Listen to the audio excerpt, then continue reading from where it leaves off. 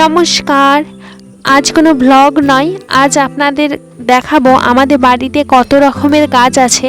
আগের একটা ভ্লগে বলেছিলাম আমাদের বাড়িতে কত রকমের গাছ আছে আপনাদেরকে দেখাবো, তো যেই কথা সেই কাজ।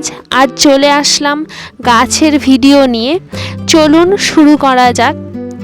ফার্স্টে বলি, আমাদের বাড়িতে সবজি আর ফুল গাছ দুটো মিলিয়ে মিশিয়েই আছে। তো প্রথম যে গাছটা দিয়ে শুরু করব সেটা হচ্ছে এই আম গাছটা। এই আম গাছটা একদম ছোট, কিন্তু যখন আম ধরার সিজন তখন ধরেছিল, সেগুলো নষ্ট হয়ে গেছে। তারপরে এই জ্যৈষ্ঠ মাস করে এই আম দুটো ধরেছে। আম গাছটা একদমই ছোট, আর এটা নাকি 12 মাসে আম গাছের চারা, তাই এখন এই দুটো আম ধরেছে। বেশ বড় বড় হয়েছে আম দুটো। পাশে দেখুন এখনো ছোট ছোট মুকুল আসছে, আর ছোট ছোট আমও ধরেছে। আর এটা হচ্ছে আমাদের বাড়ির ওল গাছ। এটাতে অনেক ওল হয়, যখন ভাদ্র মাসে আমাদের রান্না হয় তখন এই ওলগুলো তোলা হয়। আর এটা হচ্ছে ভেন্ডি গাছ। ভেন্ডি গাছে প্রচুর পরিমাণে ভেন্ডি হয়।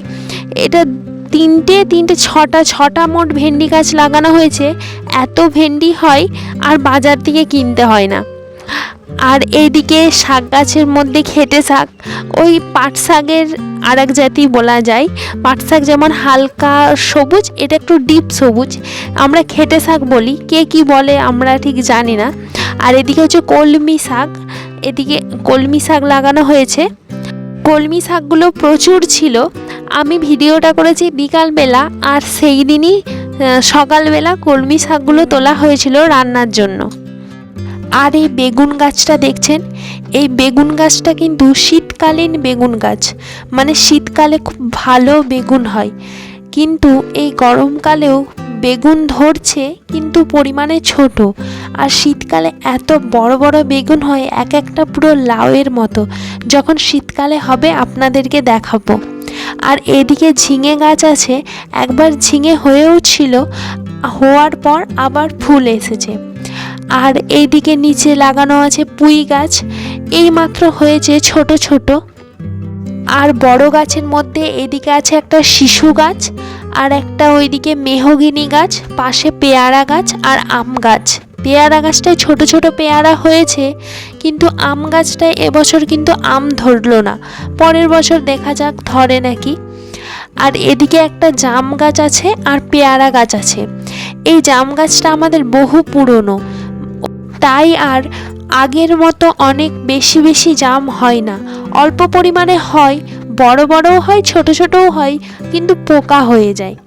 আর এইদিকে দেখুন একটা নয়নতারা গাছের চারা। এই গাছগুলোই প্রচুর ফুল হয়। এই ফুলগুলোর কালারগুলো কত সুন্দর দেখুন, দেখলেই মন ভরে যাবে। আবার পাতার ওখানে একটা পিঁপড়ে ডানা মেলছে, পিঁপড়েটা ডানা গজিছে মনে হয়। আর এদিকেও একটা ছোট আম গাছ হয়েছে। এদিকে একটা লেবু গাছ আছে। লেবু গাছটাও অনেক দিনই লাগানো হয়েছে, কিন্তু এখন অবধি লেবু গাছটায় ধরেনি। আর এইদিকে আছে লঙ্কা গাছ।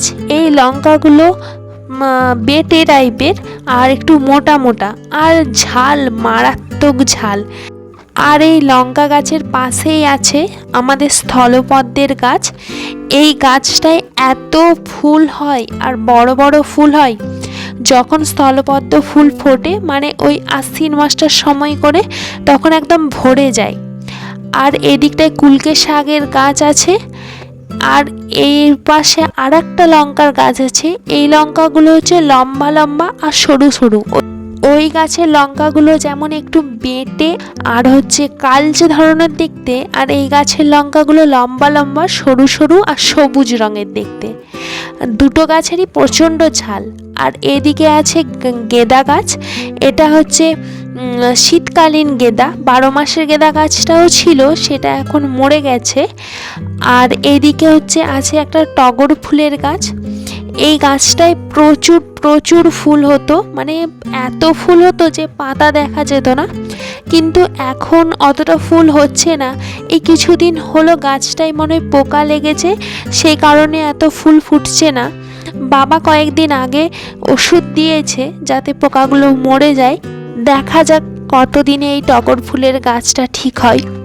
এইদিকে হচ্ছে আগের বছর লিচু খেয়ে তার বীজ ফেলেছিলাম, সেই বীজ থেকে লিচু গাছ হয়েছে। জানি না বড় হবে কি না, এখন মোটামুটি হয়েছে। আর এদিকে হচ্ছে আমড়া গাছ আছে, গাছটা এখনো ছোট। এছাড়াও আমাদের বাড়িতে সজনে গাছ আর কাবাসতুলোর গাছ আছে, সেগুলো আর ভিডিও করা হয়নি। আমাদের বাড়িতে এতগুলো গাছের মধ্যে আপনাদের কোন গাছটা সবথেকে ভালো লাগলো অবশ্যই কমেন্টে বলবেন।